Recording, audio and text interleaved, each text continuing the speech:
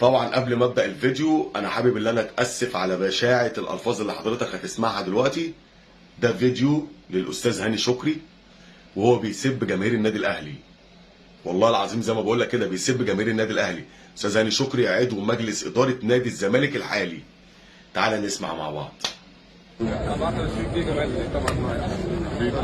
يعني بشوف شيء بس محترم طبعا يا فندم اهلاويه وطبعا هو سأل شيء بس محترم طبعا يا فندم اهلاويه وطبعا شيء بس محترم طبعا يا فندم اهلاويه وطبعا. استاذ هاني شكري بعد اللي حضرتك سمعته ده من اسبوع فات كانوا الزملكاويه زعلانين اللي الاهلاويه نزلوا او الاهلي نزل اعلان في عربيه فيها خطين حمر وواحد لابس جلابيه بيضاء بيركب العربيه، ودي اساءه لجماهير نادي الزمالك.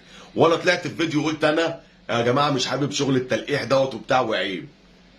ده بقى رمز من رموز نادي الزمالك طالع بيشتم جماهير النادي الاهلي جهرا. احنا ما بنردش الاساءه بالاساءه، بس انا عايز اعرفك حاجه. اصغر واحد في الاهلاويه اللي انت شتمتهم انضف منك وانضف من مجلسك كله. واحنا ما بناخدش حقنا بالاساءه، احنا بناخد حقنا بالقانون. واحنا بنناشد الكابتن محمود الخطيب. يا كابتن محمود الخطيب لازم تتحرك قانونيا عشان تاخد حقنا من الراجل ده، وحقنا هناخده قريب والرد قريب. سلام.